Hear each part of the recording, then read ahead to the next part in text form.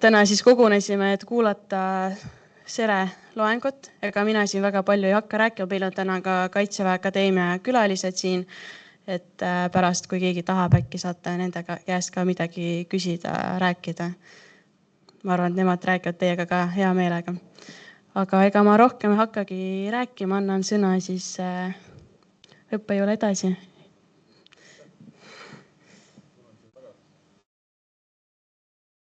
Nii, tere õhtust juba, sest kell on juba 4 ja tervitan kõiki siin. Kõigepealt meie külalisi Kaitseväe Akadeemiast ja siis mu lugupeetud kolleege, kadette, kes on Sisekaitseakadeemiast ja õppejõudusid. Vahepeal liigub siit uksest sisse veel inimesi, kellel on praegu veel loenguajad ja vahel võib-olla mõni liigub välja, nii et ärge laske ennast sellest häirida. Nüüd tegemist on siis kolmanda vabaloengu sarjaga, mida me siis koos Kaitseväe Akadeemiaga oleme korraldanud. Et 2 loengut on olnud Kaitseväe Akadeemias, nüüd 3. on siin ja tõenäoliselt võiks see traditsioon meie 2 akadeemia vahel jätkuda koostöövormina ühena. Ehk see, mida meid huvitab, saaksid Kaitseväe Akadeemia omad tulla meile esitlema või vastupidi või me läheme sinna. Ütlesi ka eelmisest kohtumisest Kaitseväe Akadeemiast on minuni jõudnud nüüd informatsioon, et igal juhul Paikuse meie politseikool on aktiviseerunud seal oma eestvedajatega ja tõenäoliselt te liigute kunagi sinna külla, teid ootab siis põnev programm kindlasti seal. Et nad tahavad teiega jõudu.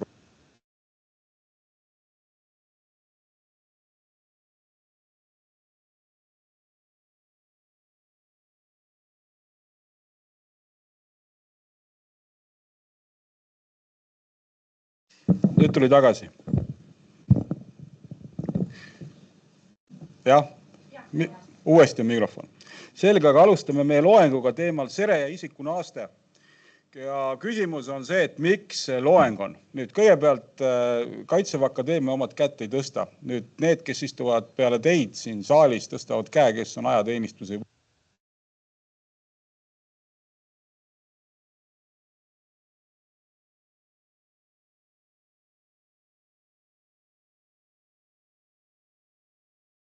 Palun vahetada ära patarei igal ajal.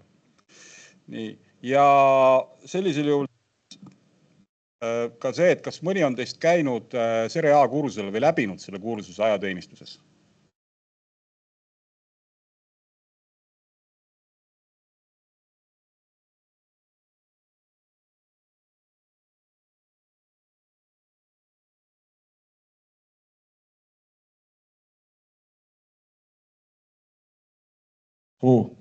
Toimib, olgu. Ja kas te olite luurekompaniis või kus seda korraldati? Selge, luurajad on seda saanud. Tegelikult, kui me räägime sarnastest harjutustest või väljaõppest ajalooliselt, enne kui me läheme siin Sere isikunaaste juurde, siis on ajalooliselt on need pärit õhuväest. Ehk teises maailmasõjas tekkis olukord, kus tehnikat suudeti toota, aga piloote oli alati puudu. Siis alustati kõigepealt Ühendkuningriigis programmi pilootide päästmiseks või nende ellujäämiseks sõjavangis ja sealt neist väljatõmbamist sõjavangist, kus korraldati terve organiseeritud suur võrgustik vastupanu liikumisest, et kui mõni õhuveepiloodil õnnestus sõjavangist põgeneda, siis ta toodi Ühendkuningriigi tooeks Suurbritanniani välja. Järgmise riigina aktiviseerus Ameerika Ühendriigid, kes samamoodi hakkasid oma õhuväe lendavale koosseisule tegema vastavat väljaõpet. Samas osa seda väljaõpet, näiteks need, kes on mereväest teeninud, ehk ellujäämine veekogudel, on täiesti normaalne püsitoimingute üks osa ehk otsingu ja pääste tegevus merel. Et selles suhtes on tegemist nagu kombineeritud võimega. Nüüd, kui me läheme mõiste juurde Sere, siis mõiste tegelikult tuli Ameerika Ühendriikidest. Ja Ameerika Ühendriikidel on tegelikult mõnevõrra endine ajalooline lähenemine ja see põhjustab ka teatavat segadust, mida ma teile soovin ka selgitada. Aga praegusel hetkel, kui me käsitleme mõistet Sere, siis me räägime ellujäämisest, vastase vältimisest, vastupanu osutamisest ja eralduse sattunud isikute väljatõmbamisest vaenulikust keskkonnast. No ellujäämine on nagu mõistetav, eesti keeles on olnud ka kasutusel mõiste üleelamine kui sünonüüm ja mõnikord on ta isegi parem. Kui me räägime vastase vältimisest, siis see taktikaline õpe on paljudel nagu luure allüksustel ja ka omaaegstel sissikompaniidel piirivalveametis oli täiesti tavaline püsiprotseduur, kuidas nad planeerisid seda teha.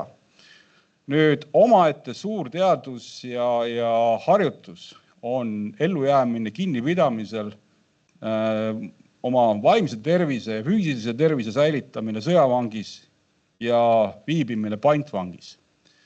Selleks me kasutame vastava valdkonna eksperte, kui me seda väljaõpet teeme, sest tegemist on hästi kõrge vaimse tervise riskiga väljaõppega. Nüüd extraction ehk väljatõmbamine, see tähendab seda, et relvajõududel või organisatsioonil, kel liikmed on sattunud eraldusse, on kohustus organiseerida seda ja toetada seda. Nüüd põhimõtteliselt definitsioonina tegemist on siis sõbralike jõudude poole või iseseisvalt tagasi pöördumine turvalisele territooriumile. 2 varianti. Kas suudate ise vastavalt oma treeninguga või võimalustele või teil on võimalik, et keegi naasteüksus tuleb teid toetama.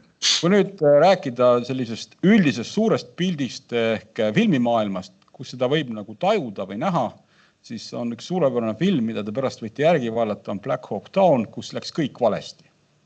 Kõigepealt mindi suure hooga likvideerima ära kohalikku võimu, seejärel satuti varitsusse, osa allüksusest ja isolatsiooni, alla tulistati helikopteri piloot, mis võeti pantvangi kohalike mässuliste poolt ja üritati vabastada neid isikud siis eriüksuse poolt. Lõpuks see pantvangi vabastamine toimus läbi siis tsiviil- ja sõjaväelise läbirääkimise protsessi tegelikult läbi ÜRO. Ehk Black Hawk Down või alla tulistatud Black Hawk, eesti keeles on see ka kuskil olemas. Need tasuks nagu järgi vaadata. Ehk ettevalmistus on väga oluline antud juhul, nii vaimne kui füüsiline ja ka varustus. Nüüd esimene asi, mis on nagu me valesti arvame, SERE ei ole ellujäämisõpe. Ellujäämine on ainult üks väike taktikaline osa sellest. Ehk kui teil tehakse ellujäämiskursus või keskendutakse ainult sellele, siis on ainult väike osa. Tegelikult ka nõndanimetatud ellujäämise õppele juurde liidetakse nõndanimetatud vastase vältimine või vastupanukoolitus või siis liikumine tagasi turvalisele territooriumile või baasi. Ma toon ühe näite. Tavaline püsitoiming oli see 90. alguses rahuoperatsioonide keskuses ja see tuli Ühendkuningriikide relvajõul.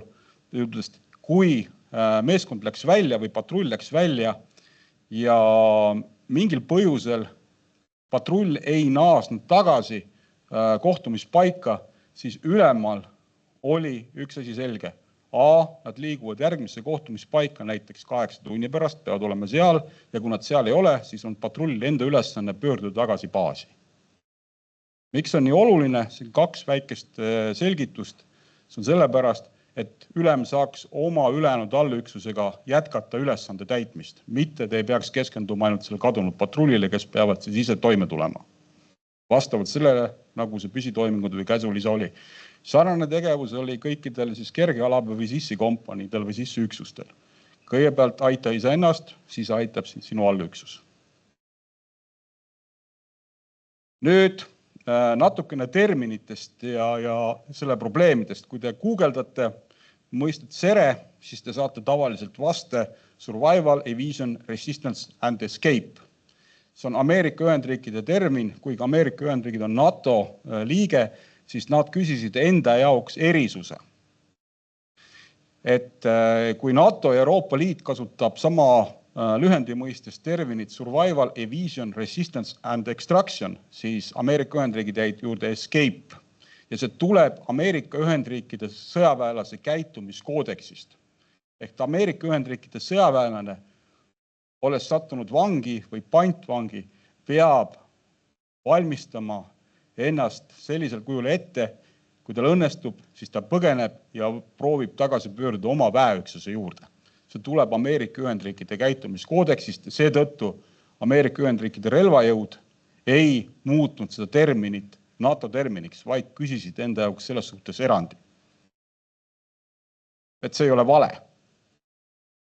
Nüüd termin survival, evasion, resistance and extraction tervikuna jõustus alles aastal 2018. Ennem seda vaieldi, mis see võiks siis nagu lõplikult olla. Ja paljuski see, mida meie praegu Serena käsitleme ja NATO määrustikud, stanagid, mis on siin, on koostatud enne droonide aegu.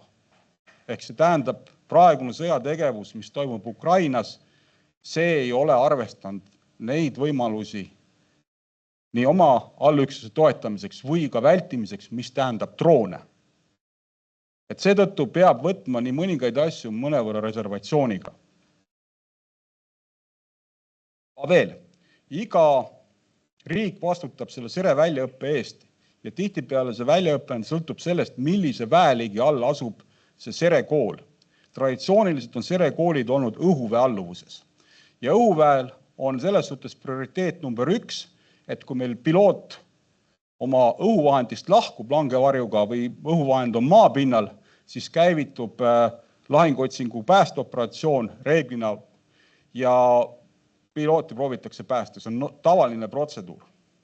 Ja seetõttu nad nimetavadki, et nemad läbivad sere C-tasemel väljaõpet. Seetõttu ka paljud serekoolid, mis on õhuväe väljaõppal, ütlevad, me teeme sere C-tasemel väljaõpet. See on suunatud spetsiaalsele sihtrühmale, eelkõige õhuväele. Ja näide on siis nagu see, kui Ameerika Ühendriikide sere C-klassi õpilased siis ületavad veetõket, see on nende enda promopilt, siis meie teeme sama asja sere A-klassis. Ehk kuna meil on vett on nii palju ja veetõkke ületamine sõduri varustusega on normaalne protseduur, vähemalt oli kogu aeg, mida õpetati, nüüd me õpetame seda seres. Antud juhul on tegemist skautidega ja nad tegid oma instruktori harjutusi. Kui keegi ära tunneb, seal peaks olema leitad Ollissaar naeratama, kes tunneb teda, ja veel kõik võimalikud asjad. Ülesanne oli haavatu üle viia. Ennem nad said seal pool päeva seal vees niisama liguneda ka, aga et osata kiiresti varustust kasutada veetõkke ületamiseks. Lihtsalt üks element.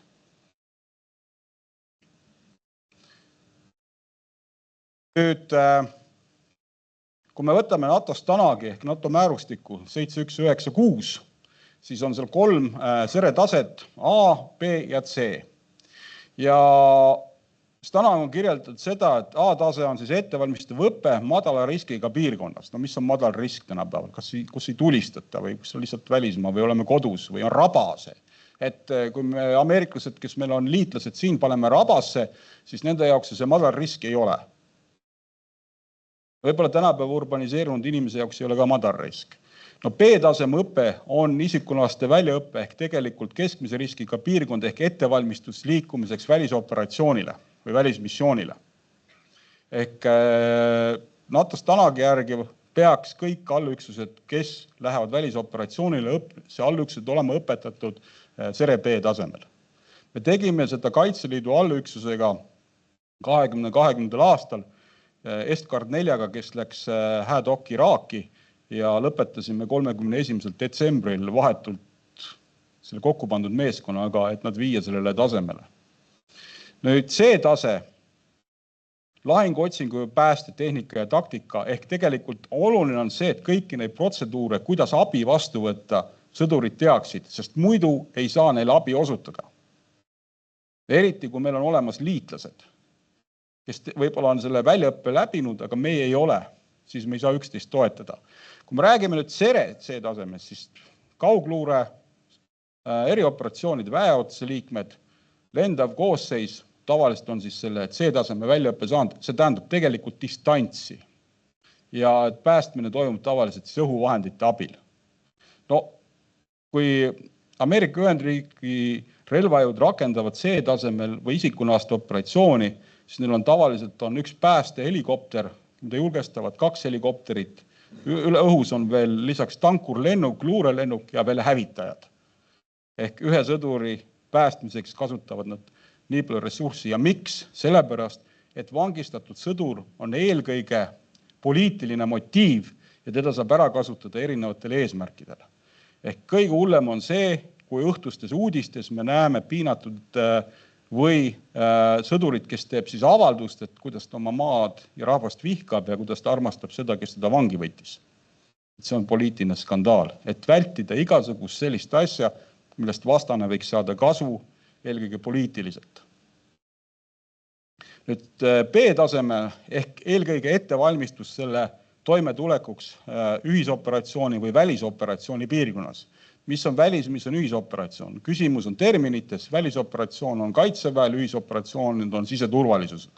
Põhimõtteliselt olete samas kohas, samas baasis, aga nimetus on lihtsalt erinev. Tuleb õigusruumist lihtsalt.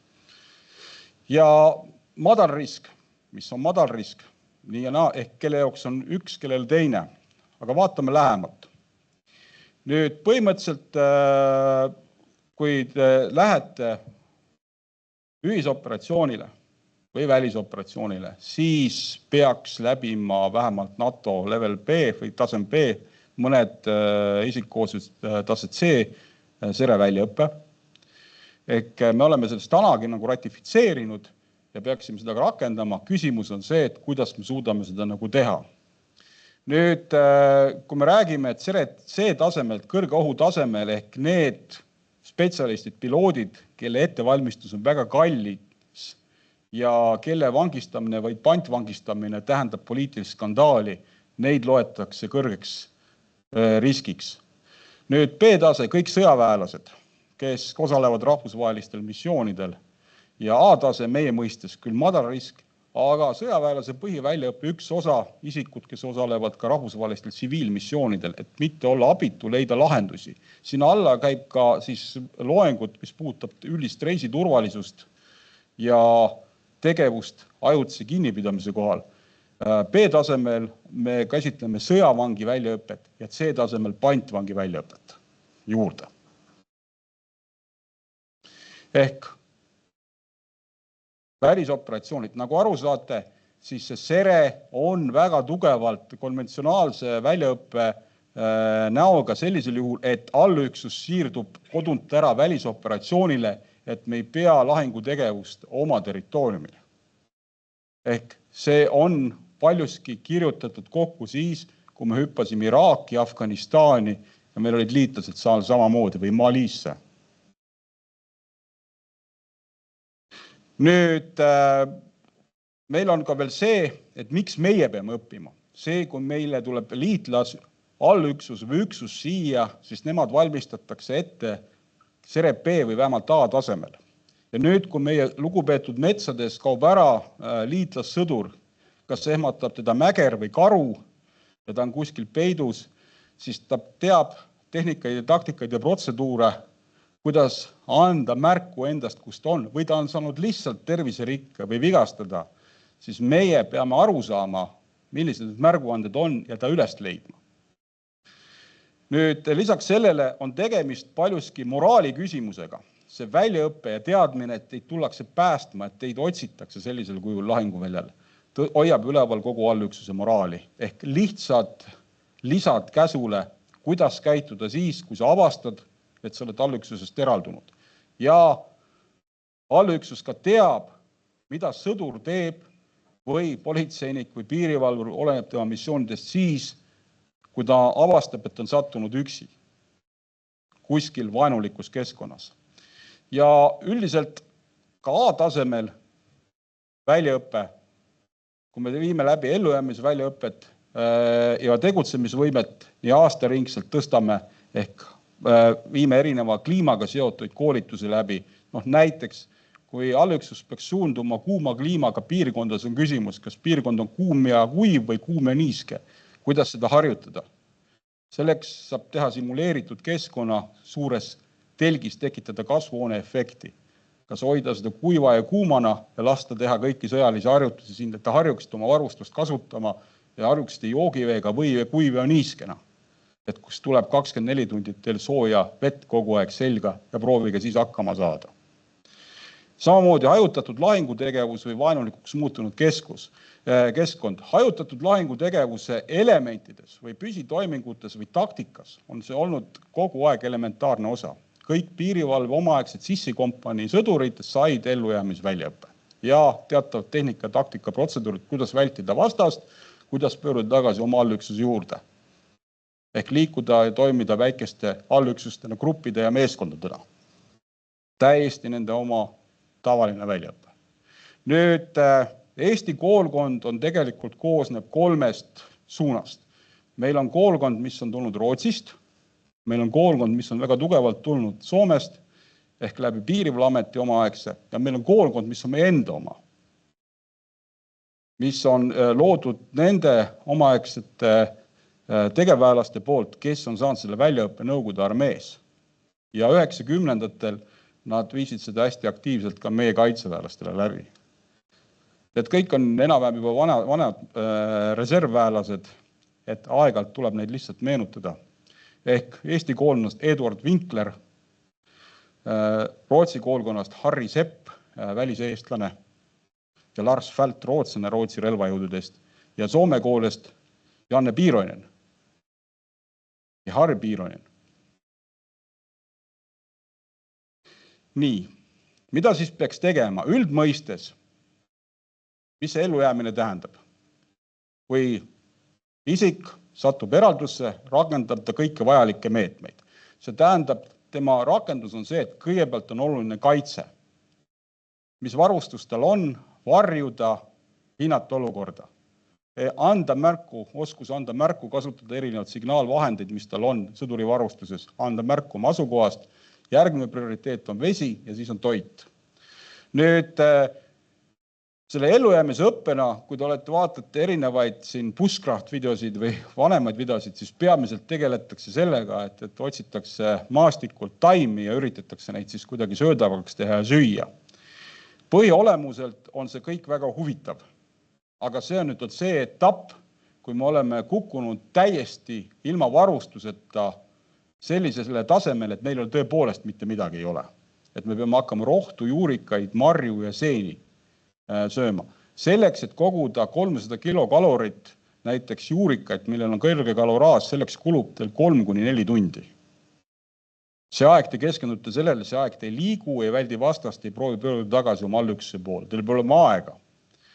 Ja me oleme nüüd keskendunud selles etapis, me oleme teinud erinevaid harjutusi ja testinud, ehk kuidas see sõduri varustuse komplekt, mis teil on kõigile välja antud ja samamoodi, kes olete ajateenistusest käinud, kuidas seda optimeerida niimoodi, et me saaksime sellega toimetada vähemalt nädala olles eralduses. Järgmine asi, vältimine. Kuidas vältida vastase patrulle, kuidas vältida jälitamist ja nüüd tuleb siia lisada uus tehniline protseduur, kuidas vältida droone.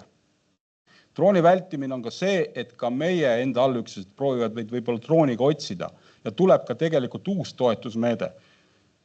Drooniga on võimalik osutada toetust. On võimalik teha nõndanimetatud airdrop ehk anda õhust abi, samas drooniga võimalik kohale lennata ja võimalik ka suhelda, kui näiteks on tegemist vigastatud sõduriga. Suudate kasutada navigeerimissüsteeme, kõigepealt neid, mis teil on, GPS-e, ja suuta navigeerida ka lihtsalt kompassi või ilmakaarte järgi, mis loodus teile näitab. Nüüd kõik see on vajalik selleks, et treenida põgenemist. Kui teil on lihtsalt kaart, ilmakaared või väike põgenemiskompass.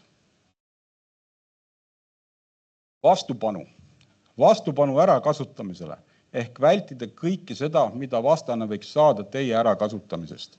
Ja praegune maailma nüüd on see, et see osa oli suhteliselt mõistmatu kõigil ja käsitleti enam-vähem Ameerika Ühendriikide arusaamade järgi, mis on tegelikult muutunud. Mul on tõsiselt hea meel, et me tegelikult oleme saanud viimase sõduriõpiku versiooni, selle peatüki, kus räägitakse sõjavangistusest. Et enam-vähem sellises käsitluses sõjavangi käitlemise etappe, nagu käsitleb seda meie naaber või potentsiaalne tulevane vastane. Et vähemalt see osa on nüüd nagu ära tehtud. Ehk tegelikult peate aru saama, kuidas teie psüühika ja füüsis toimib, olles kinni peetud või vangistatud või pantvangis. Ja siin ei ole, väga raske on öelda nellistel harjutustel, kellel läheb hästi, kellel halvasti. See õige asi on see, et te õpite kõigepealt tundma iseennast. Meil on siin nendel harjutustel olnud näited, kus meil on olnud eriväelasi, eriüksusi, sõltumata sellest on nad vanglateenistusest, politseist, kaitseväest, kelle vaim on nõrk, aga füüsis on hästi tugev, kelle käed on sama jämedad kui minu jalad, aga vaim ei vee vastu. Vaim murdub kõigepealt ja ta on nõus minema koostööle, harjutuses. Kusjuures sõjavangi harjutuses me ei peksa kedagi. Me rakendame lihtsalt ebamugavusi ja avaldame surve psüühikale. Ja mida vähem on teda selleks ette valmistatud, selleks olukorraks, seda kiiremini ta murdub. Tavaliselt igas harjutusgrupist tuleb üks isik harjutusest välja, ütleb, ta ei saa harjutust jätkata. Pea ei vee vastu. Ja seetõttu on väga oluline õpetada vangistuse erinevaid etappe, et te saaksite sõjavangina aru, et kui nüüd sellest etapist olete läbinud, siis tõenäoliselt vähemalt elu on säilitatud. Et nüüd otseselt nagu maha ei lasta kohe. Ja järgmine etapp on nõndanimelt toetavstegevus ehk väljatõmbamine keerulisest situatsioonist või ohtlikult alalt. Ehk kõigepealt te peaksite aru saama, mismoodi siis see süsteem toimib, mismoodi valitsused reageerivad, mõistate põhitoimingud, erijuhised, mis on teil käsus, te mäletate seda ja kasutate isiklikke sidevahendeid ja tuvastamise signaalprotseduure. Nüüd, kui me läheme tagasi tavalise maavee juurde, siis on üks niisugune termin, mis ei ole teile määrustikesse kirjutatud, aga on mõiste kadunud sõduri plaan. Kaks asja. Mida teeb allüksus, kui sõdur on kadunud, mida teeb sõdur, kui ta avastab, et on allüksusest eraldunud. Väga lihtne käsu lisa juhis. Ja see aitab väga palju juurde. Nii.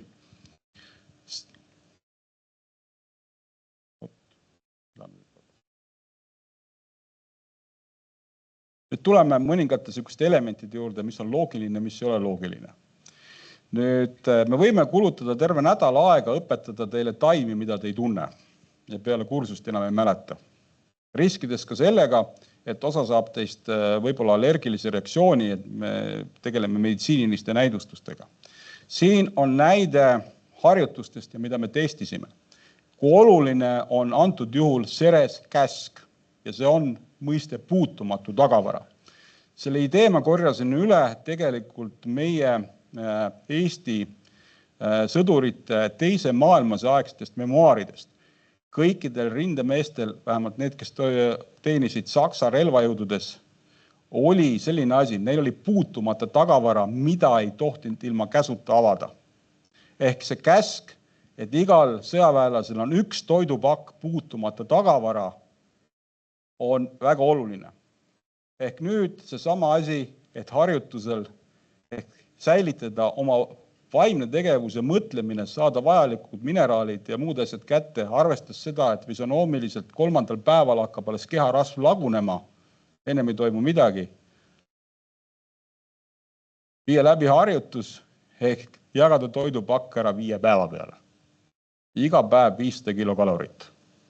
Igaüks teeb seda ise ja hoiab seda distsipliini, mis tagab selle, et te säilitate liikuvuse, te ei kuluta aega ei mingisuguste juurikate otsimisele ja kalapüügile, te suudate vältida vastast, orienteeruda ja olla aktiivne võitleja. 500 kilokalorit, kõik hakkab sellest samast toidupakist. Ja siin on näide ühest toidupaki jaotusest, mida üks skaut, kes oli tulevane instruktor, tegi. Ma palusin siis natuke demonstreerida seda, et sellisel kujul ta siis oma päevad jaotas, tema pani ka 6. päeva endale veel. Ja nii ta mul vastu pidas. Nüüd, kui me räägime instruktori kursuselt, kes läbivad selle esimese etapiga, mis on suvine, nad kaotavad kuskil 8–10 kilo oma kehakaalust, säilitades normaalse toimimise. Nad on üsna õnnelikud pärast, kui kaalule lähevad. Küsimus ei ole, et neid näilutatakse, küsimus on see, et neil on kogu aeg on tegevus peal, raske, koorem, eelkõige vaimne ja nad peavad kogu aeg ise tegema otsuseid. Küll on ju hea tegelikult elada, kui keegi teeb otsuse sinu eest. Ehk 5 päeva. Näide pakist 3343 kilokalorit, antud juhul siis leiti, et võimalik on proovida 6 päevaga. 6. päevaks sättis endale kohvi. Veel keskkonna väljaõpe. Eesti sõduri varustust on võimalik komplekteerida 3 komplekti varustust. Ehk kui tegevus on aktiivne, siis te higistate, eraldate niiskust. Ehk seesama moment, tegelikult kas me tunneme oma varustust. Ehk kui me peame liikuma talvel kuni -10-ni, me tegelikult peame liikuma küllaltki õhukese varustusega. Ehk vältida higi tekkimist ja haigestumist. Ehk ma kõigepealt testisin selle läbi ise 2017. aastal oma sõdurivarustusega, mis oli standardne kaitseväe sõdurivarustus Arktikas. Öeldi, et see aasta oli seal soe, temperatuur kukkus ainult -29 kraadini, aga täiesti saime hakkama, aga me oleme kogu aeg liikuses. Kas vedasid kelku, suusatasid, ööbisid, liikusid edasi. Täiesti toimiv. Ja selle juurde käib siis seesama õpe, kuidas lihtsate vahenditega ilma telkideta ööbida ja tulla toime. Kui ma ei eksi, siis kapten Jaansoo on seal oma endale varjualuse valmis teinud.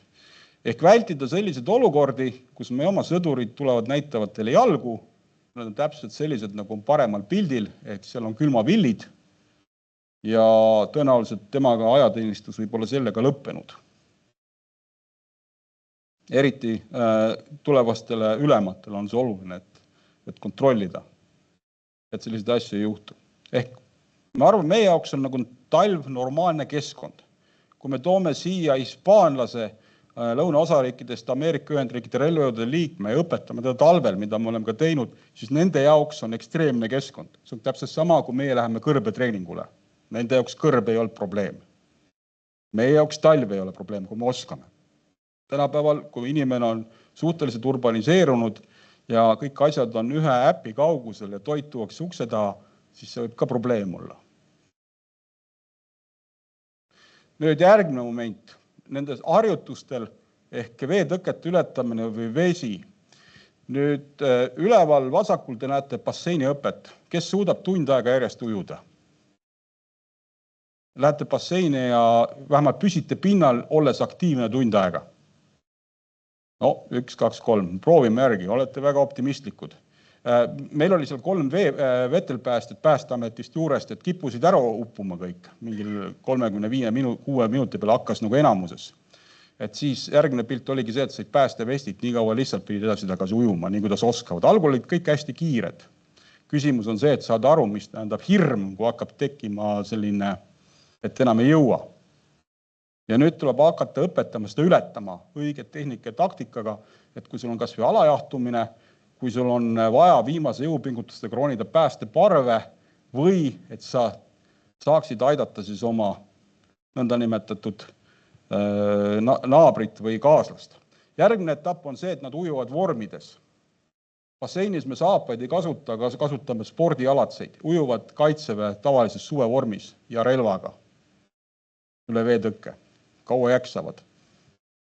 Kui see on niisugune poolepäevane harjutus, siis teine pool päeva ei tohi midagi planeerida, sest kõik on lihtsalt pikali maas ja on omadega täiesti otsas. See on eelnev harjutus selleks, et me saaksime ületada veetõkkeid. Ehk treenida ette, ehk anda aeg, millal sõdurivarustus peale on pakitud ja allüksus läheb üle jõe. Nii kaua, kui veetemperatuur ei langa alla 10, nii kaua on kõik väga normaalne. Ruttu läbi, uuesti riidesse, uuesti edasi. Keegi ei otsi silda. Ja sama asi teha kerget parve lihtsatest vahenditest kiiresti ehk viia üle haavatu. Nüüd see haavatu ülevedamine on neil üks etapp ehk kui palju läheb ühe haavatu evakuatsiooniks vaja sõdureid. 2, 3. Jagu. Kui üks sõdur on haavatud, siis selle evakueerimine 10 kilomeetri kaugusel oma jõududega läheb terve jagu ära. Instruktori kursus siis kandis 24 tundi haavatut. Peale seda nad ütlesid, et nad ei taha minuga tükk aega rääkida, aga nii kui nad läksid oma väeosadesse, siis nad viisid selle sama harjutuse kohe sisse, kui oli vähegi võimalik. Mis nad said aru. Järgmine etapp, ehk kui me räägime nüüd CRP tasemest, on päästepäeva harjutus, kas simulatsioonis või siis merevabiga. Ja viimane, ehk siis see tasemel, me kasutame Reval merekooli, vähemalt kasutasime simulaatorit ehk alla kukkunud helikopterist pääsemise harjutus. Seal on erinevad elemendid koos, kaasa arvatud siis päästevestid, ülikonnad, 2-3 minutit suru õhku, et sa saaksid hingata. Helikopter keerab tiiviku allapoole, peate tulema läbi akende välja. Tavapärane protseduur õhuväelastele. Täiesti harjutamist vajav asi maaväelastele, sest te olete lendav koosseis, dessant. Aga instruktorile tähendab see seda, et ta peab tähendama, et suutma ületada oma hirme ja teha kõik õigesti. Kõik protseduurid õigesti. Veel. Nüüd see element, mida väga palju algul ei harjutada, aga mida me õpetame, see on vangistus. Toimetulek ja nii sõjavangis kui ka pantvangis või ajutise kinnipidamise osas. Nüüd Sisekaitseakadeemias on õppekava, mille nimi on HEAT ehk Hostile Environment Awareness Training ehk sõjaväelastele ja tsiviilpersonalile, politseinikele, kes lähevad nõndanimetatud tsiviilmissiooni piirkondadesse, kus samas võivad olla sõjaväelased. See on kuskil 5-päevane kursus, kus me teeme enamus selliseid väiksemaid harjutusi natukene pehmemal moel läbi ehk valmistada ette inimesi toimetulekuks vaenulikus keskkonnas või ohtlikuks muutavaks keskkonnas. Et nad oskaksid ÜRO pantvangi intsidentist tulevaid nõudeid käsitleda, teaksid, kuidas käituda, kui neid on võetud pantvangi ja teaksid siis vastavalt sellele oma elu säilitada. Nüüd, kui me räägime sõjaväelastest, siis tegelikult B-tasemel me viime läbi sõjavangi harjutust. See tähendab sõjavangi käitlemist erinevatest etappidest ja ülekuulamise etappidest. Nüüd tulebki see sama asi, kui hästi te tunnete Genfi konventsiooni. Milline on meie sõduri või Eesti kodaniku käitumiskoodeks üldse? Ma jään natukene nagu võlgu. Ma tean väga hästi, mis on Iisraeli sõduri käitumiskoodeks. Iisraeli sõdur võib oma elu säästmiseks rääkida kõike, kui see säästab tema elu. Sest sõdur on kõige väärtuslikum neile inimene.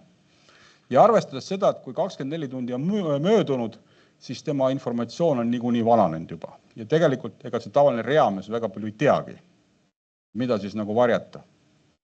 Ja siis nagu meie näited, et küsite, et mis on teie nimi, siis raputab pead, ei ütle, kaua sa ikka ei ütle, ikka läheb ühe korra raskeks ja halvaks. Ehk vastupidamine ülekuulamisele. Ja siit me rakendame nagu professionaale, et te saaksite tegelikult aru, mis tähendab olla surve all. Nüüd, mis puudutab pantvangi õpet, siis siin eelnevalt on kultuuride ja tavade õpe väga oluline, sest fataalseks muutub olukord siis, kui te tegelikult ei oska käituda nende inimestega, kes on teid vangistanud, kes arvavad, et nad on niikuinii paremad inimesed kui teie. Teie ülesanne on seal ainult ellu jääda, muu enam ei ole oluline.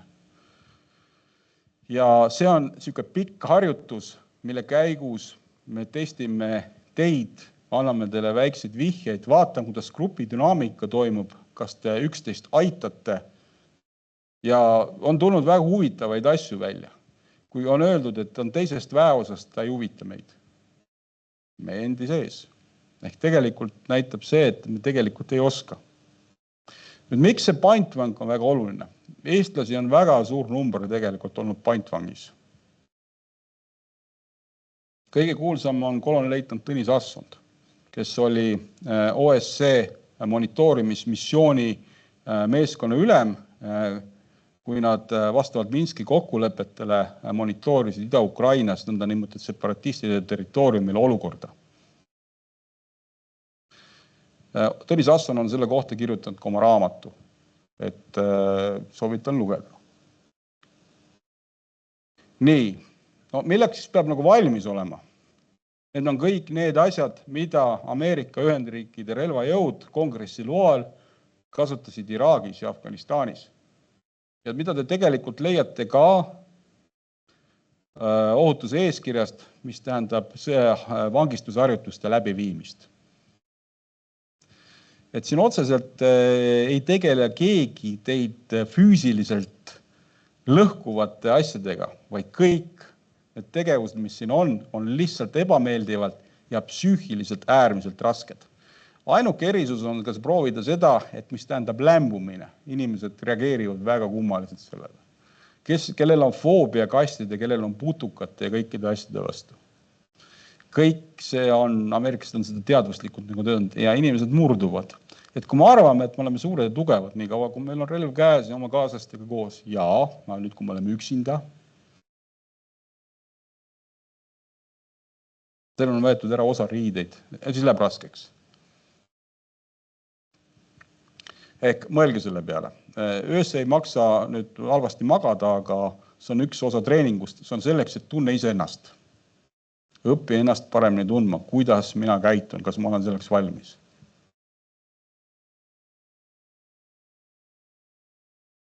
Nii. Maailm on selline koht, me harjutame maastikul, aga enamus inimesi maailmas elab linnades. Ja üks osa kogu sellest väljaõppest on tegevus linnas, mis praktikas näeb välja niimoodi, et ühel hetkel on stopp ja me virutame teid keset kesklinna koos te relvade varustusega välja ja te oletegi siin ja saage nüüd hakkama. Praktilise harjutusena. Ja nüüd tuleb hakata jälgima seda, mis on teile õpetatud, neid protseduure ja tegevusi, mida siis teha. Ja probleem ongi nagu selles, et linnas on üsna palju neid probleeme, mida te maastikule nagu ei kohta. Ja käituda tuleb hoopis teistmoodi. Esimene asi tuleb ennast ära peita ja sulanduda massi. Leida siis, kus kohas nagu olla. Linn on kolmemõõtmeline. Keldrid, tunnelid, katused, kus kohtast te saate liikuda, kuidas linnast välja liikuda niimoodi, et teid ei märgata. Kui anname teada kõikidele politseipatrullidele ja patrullid hakkavad otsima. Et hästi närvesööv, aga mõlemalt poolt hästi põnev harjutus. Ehk linn tervikuna, et saada aru, kuidas toimiks ja miks seda on vaja, sellepärast, et kui te planeerite operatsiooni või ülesannet urbaniseerunud alal, te olete esimene allüksus, kes kohale sinna tulete, on ta siis rahuvalve, mis on või rahu stabiliseerimine või kuskil, et oma alluvaid tuleb selleks nagu ette valmistada. Et siuke asi võib juhtuda, ühel hetkel olete eralduses, kas või see, et seal on meeting, kas on see, et mingil hetkel tulevad siuksed väiksed pruunid käed, küsivad teie käest midagi, siis ühel hetkel tulevad manamed nurgalt välja, siis hakkad juba kivid lendama ja siis tulevad inimesed automaatidega. Täiesti reaalne olukord. Ja keskkond on siis selline, teatavad probleemid, mis on välja tulnud, mida on kaevatud. Leia endale peidukoht, kõigepealt peida ennast ära, ole varjus, oota näiteks pimedust. Nüüd proovi teatada oma asukohast kuidagi. Kui raadiojaam või midagi ei tööta, siis mõtle, kuidas seda teha saab. Kas teha märgeanded kuskile, kas teha katustele kuskil midagi. Mõtle. Kõige suurem probleem on vesi. Eestis maastikul on vett alati, probleemi ei ole. Linnas on vesi probleem. Vesi on saastunud, veel ei pääse ligi. Kõige suurem probleem on vesi. Ja ka see, et ka ei saa varastada, toitu ei saa ka varastada, siis on need pildid, kus külastatakse prügikasti, riiete konteinereid, et muuta oma välimust ja varjata oma välimust. Nii kui te varastate, siis keegi teatab sellest. Teid hakkavad jälitama 3 professionaalsete politseipatrulli ja parem hiljem saavad teid kätte ja peavad kinni. Selle peale see välja minna. Mida vähem te endast märku annate, seda parem. Ehk linnakeskkond. Leia endale koht, kus sa oled ja proovi siin toime tulla. Ja see on palju raskem kui vastase vältimine maastikul.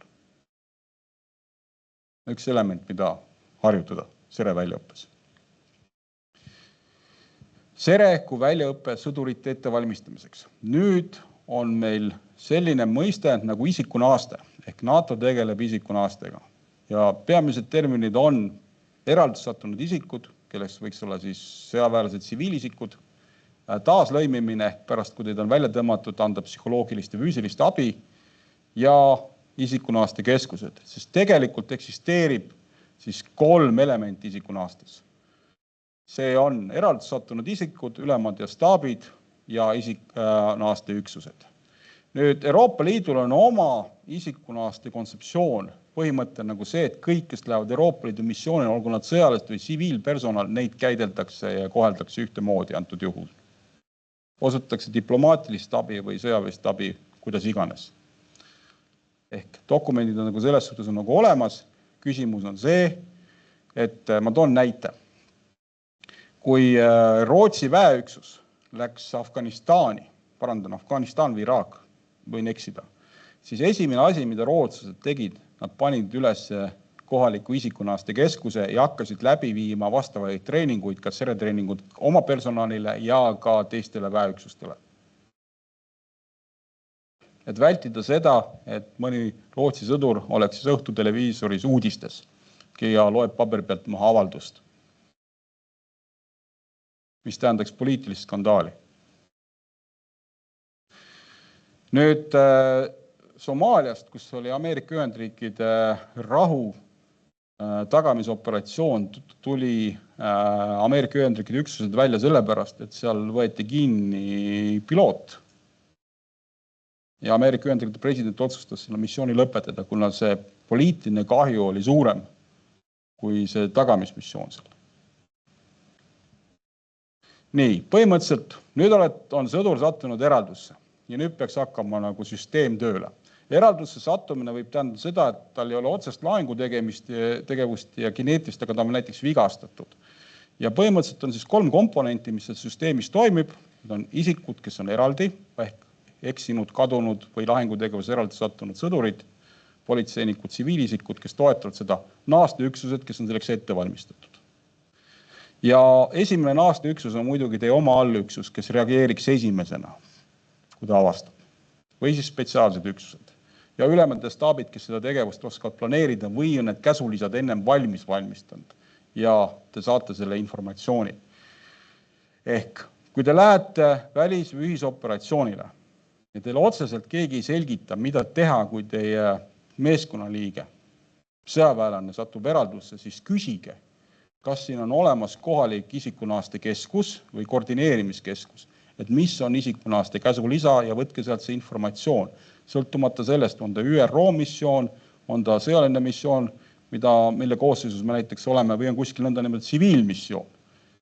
See juhis on kuskil olemas.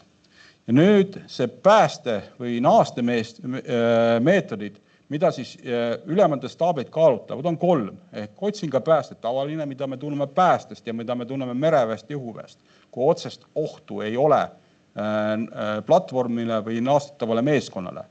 Lahingunaaste, mida viivad läbi maaväed, ehk maaväeüksus, kasutades 3 lahingsoomukit ja luurerühma, näiteks loovad perimeetri ja alale lähevad sisse isikud, kes seda kadunud sõdurit tunnevad, et ei tekiks nõnda nimetatud omade vahel lahingkontakti.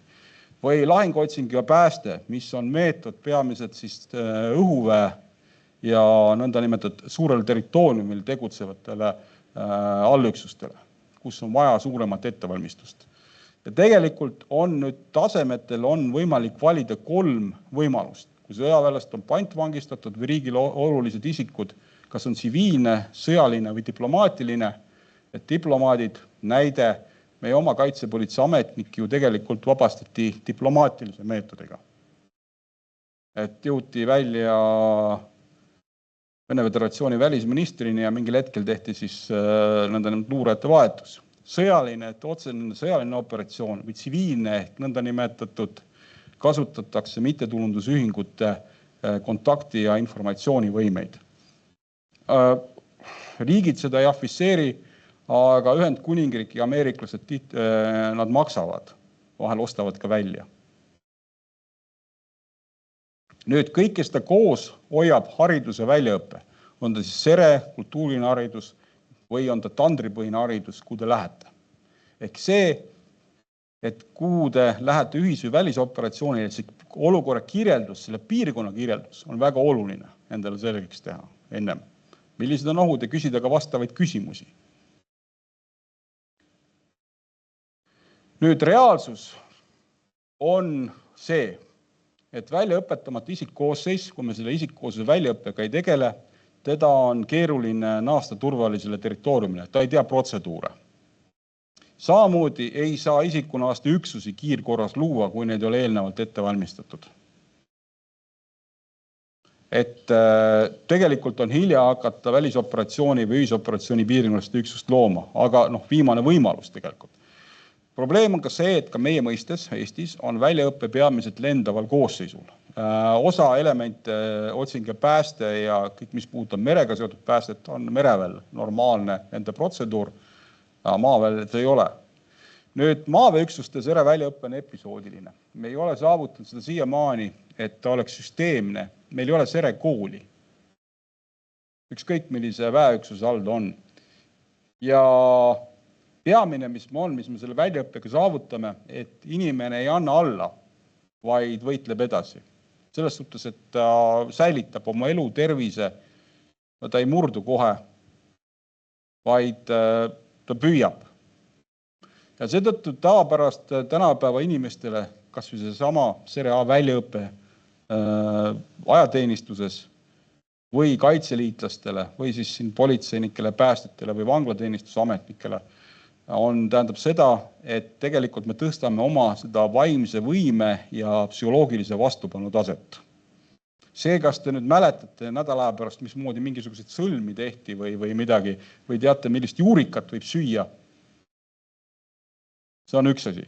Teine asi on teate põhimõtteliselt, mida teha, kui siuke asi juhtub ja kontrollite, et mida te saate esimesel 3 päeval teha oma varustusega. Ilma te peaksite minema toitu varastama või midagi muud tegema. Nii, meil on olemas siis oma sereinstruktorite väike meeskond.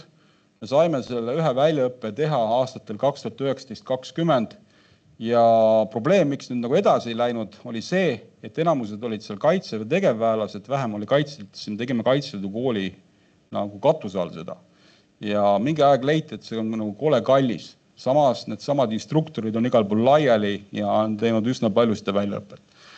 No oma olemuselt on see kui 8-nädalane väljaõpe. Sõltub aastast tegelikult. 4-5 nädalat on suvine etapp.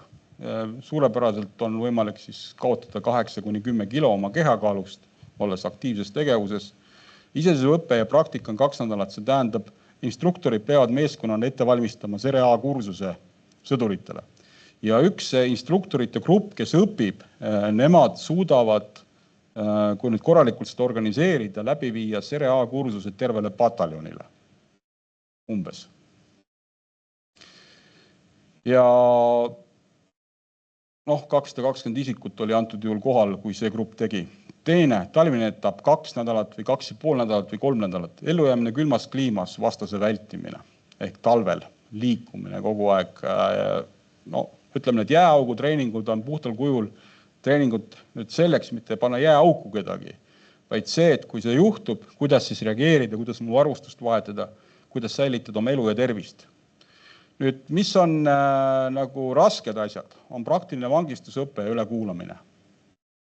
See on see, kus löövad välja paljud sellised elemendid, mida te ise ka ei tea.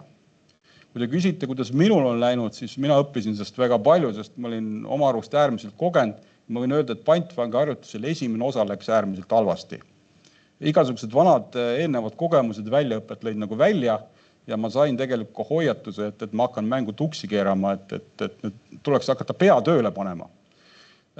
Meid treenis Norra vangistusmeeskond, seal olid sees ka naisterahvad, kes mängisid musta leske tsitseeni päritoluga, üsna sarnane ja mind reitis see, et reaktsioon, kui mulle öeldi midagi vene keeles, ma siis automaatselt reageerisin vastu ja see oli vale. Nüüd hakkab mängima selline moment, kuidas sa tead kultuuri ja tavasid ja kuidas sa suudad kohenduda ennast selles seltskonnas. Teine pool oli läks hästi. Mõistus hakkas tööle, hakkasid plaane tegema. Nüüd 72 tundi üksinda vältimine. Jah, virutame maastikule teid, 72 tundi üksinda põgenemiskompass ja lihtne kaart üldandmetega tuld.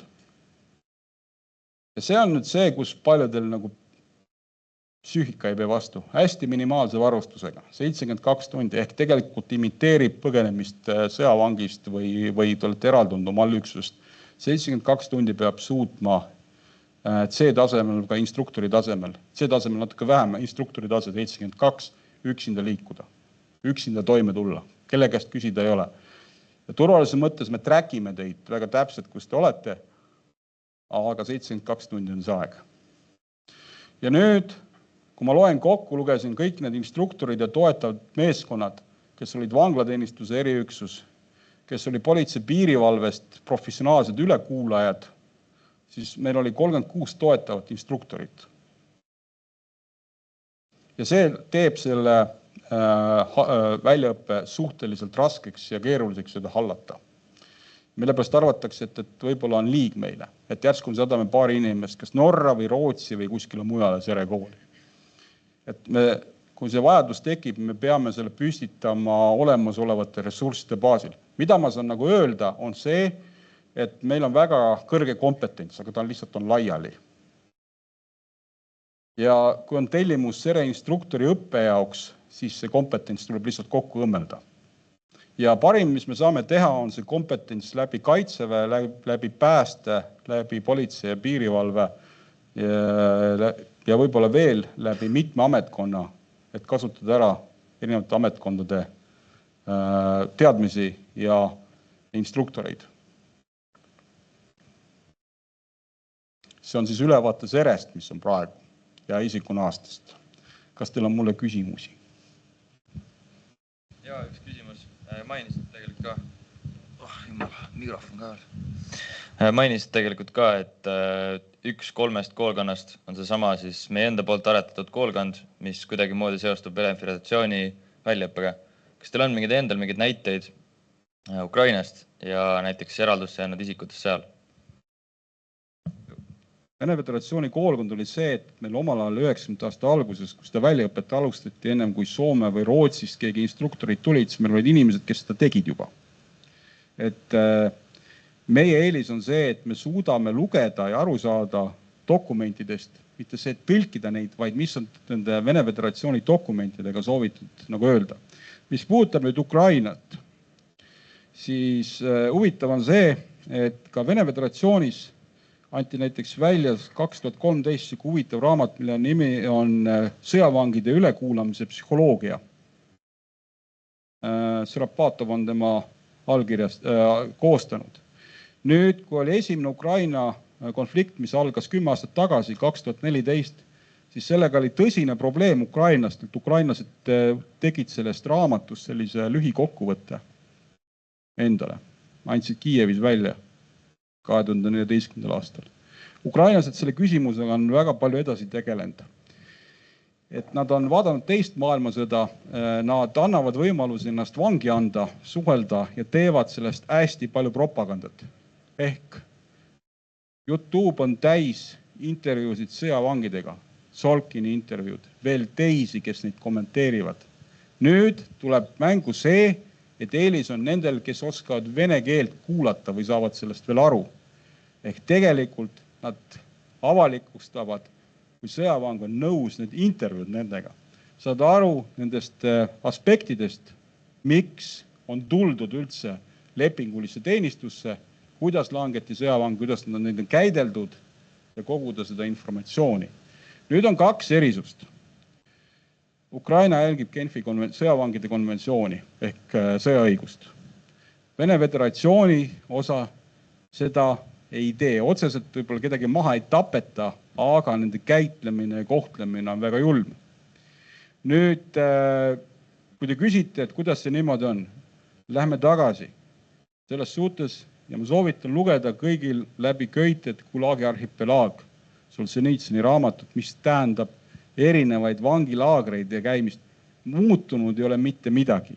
Ja tegelikult kõik see asi toimus siin 45 kuni 48 samamoodi. 49 oli eraldi küühitamine kuni Stalini surmani, peamiselt selline käitlemine inimestega, vangistamine toimus täpselt samamoodi, mitte midagi nagu muutunud ei ole ja see ei saa tulla nagu üllatusena. Vastus on selles. Ukrainlastel oli oma Sere väljaõppe, nad nimetasid seda teisiti oma õhuväelastele kogu aeg. See ei olnud samamoodi üldine. Õhuväe pilootide või lendava koosseisu jaoks on selline väljaõppe on üks standardprotseduure, nõutavad väljaõppe. Samamoodi osa siis mereväes. Kas ma andsin vastuse? Veel?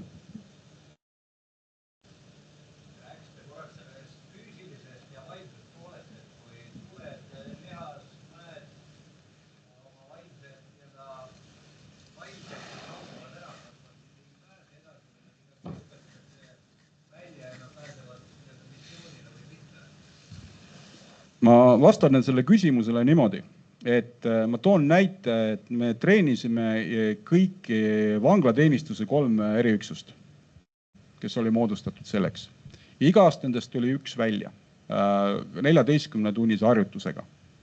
Nad kõik on saanud treeningu, nad lihtsalt on see mõiste tunne iseennast, millal on sinu murdumispunkt. See vangistustreening on ka eriüksustele selleks, et ülemad saaksid teada, kes millal murduvad. No, toon näite, suur mees, hästi treenitud, mingil hetkel annab märku, soovib harjutusest väljuda. Võtsin ta kõrvale, vaatan otsa talle, ta silmad vilavad. Ma küsin, kas sinuga on kõik hästi, soovid sa juua, et sa andsid märguande, et sa soovid välja. Välja tulek mängust ei tähenda alati seda, et ei lähe mängu tagasi. Lihtsalt inimesel on see punkt, kus ta ütleb, et ei suuda jätkata. See on ka selles mõttes on oluline, et tabada ära see või ka ise näha tulla juurde ohutustehnilises mõttes. Et meie ülesanne ei ole inimest ju murda, teda sandiks teha ega katki, vaid saada aru, milline on see lävend, eks me saame seda lävendit tõsta kuidagi. Ja kui ma ütlesin, et kas sa saad aru, et sa tulid välja, aga harjutuse lõpuni on 15 minutit. Ja see inimene kukkus täiesti kokku. Sest kui sa oled treenitud eraldi, suur ja tugev, siis sa ju võidad kogu aeg. On situatsioon, kus eriväelane selle õnnestus peidetud käeraua võtmega saada kätte käerauad ja ära joosta. Jooksis Pärnu jõeni, me tegime seda harjutust Paikuse politseikooli naiskadetide ühika keldris. Aga edasi oli kõik Jõgieli vastas, mis edasi saab. Et küsimus ei ole see, et kas sa said käerauad lahti ja põgenesid nüüd hetkel, aga plaani ju ei ole. Ja antud olukorras ei saa läbiviijad sekkuda, vaid tema oma üksuse liikmed ülemalt peab ta tagasi tooma, sest ta võib muutuda ohtlikuks. Ehk tegelikult see reaktsioon nende harjutustel, mis on vangistusharjutustel, on paljuski tõsta inimese taset ja õpetada teda iseennast, millal on tema murdumispunkt. Et ta ei käituks enesehävituslikult ja ta ei käituks enesehävituslikult oma kaaslaste vastu. Et siin on 2 asja, mida vaadata. Igat isikut eraldi ja kuidas ta grupis käitub.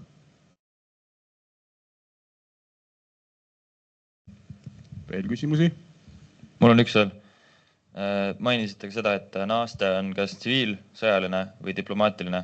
Tooge üks näide tsiviilnaastest. Tsiviilnaaste läbirääkimised läbi mittetulundusühingute ja läbi Punase Risti. Sõjavangide või kinnipeetud isikute vabastamiseks.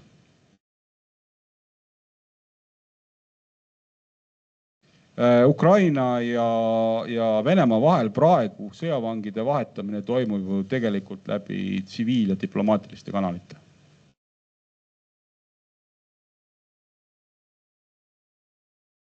Praktiline näide praegusest elust.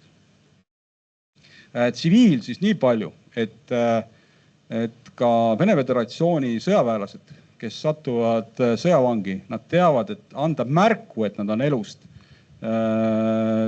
pöörduvad programmi poole või on võimalik küsida siis, et tahan elada, on ukrainlaste programm vene keeles, või tulevad, annavad intervjuu Vladimir Solkinile või veel paaril, kes teevad tema meeskonnal, mis siis avalikustatakse YouTube'is või muudes kanalites, et sugulased saavad näha, et ta on elus. Sest tihtipeale nendest kujude kaupa ei ole ühtegi signaali ja sugulased näevad, et on andnud intervjuud Ukrainas sõjavangis.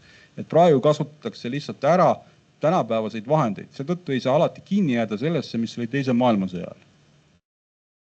Teine maailmasõda oli selles suhtes erinev, siis me rääkisime sõjavangidest, kus olid miljoneid. Ja tõenäoliselt neid niimoodi kõiki ei saanud ära kasutada, nagu me praegu annavad oma intervjuudes Ukraina sõjaväelased Vene Föderatsiooni vangilaagrites või kinnipidamiskohtades. Et miljonitega oli see probleem, neid jõutud lihtsalt toita kõiki. Seetõttu nad olid näljas. Nii Vene sõjaväelased, punaarmeelased, siis Saksa poole peal keegi ei eeldanudki, et neid nii palju tuleb ja ka vastupidi. Ja sunnitöö rakendamine siis samamoodi veel.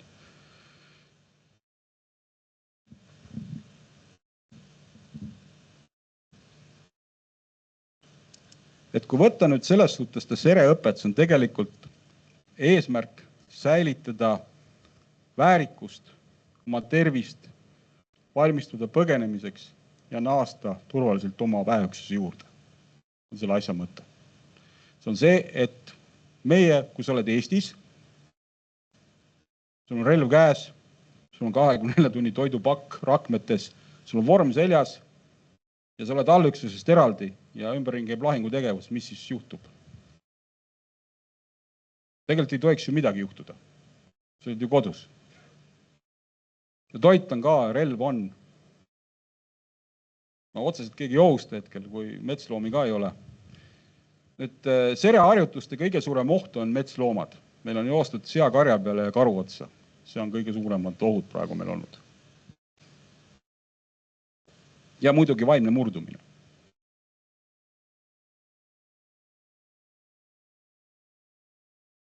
Veel?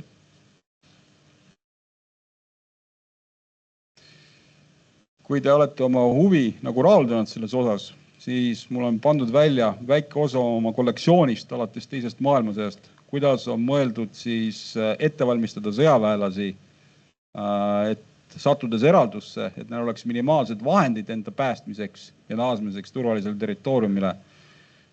Siin on osa teisest maailmasõjast, seda, mida Ameerika Ühendriigi valitsus ja ka Ühendkuningriigi valitsus saatis nende sõjavangidele läbi Punase Risti vangilaagrisse, kaasa arvatud võltsitud toidutalongid, natuke raha, erinevad ellujäämiskomplektid, signaalvahendid, kirjandust inglise keeles, saksa keeles, ka vene keeles, et väike väljavaade.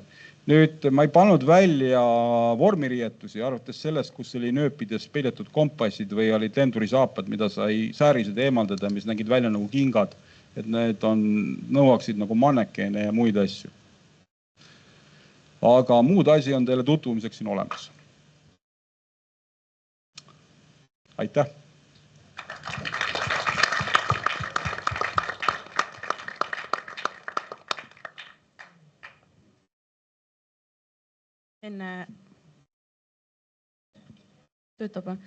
Enne kui kõik hakkavad liikuma, siis täname väga huvitava loengu eest ja ka eraldi aitäh üliõpilasesinduse poolt, et andsite Sisekaitseakadeemia ja Kaitseväe Akadeemia koostööle alguse. Suur aitäh teile!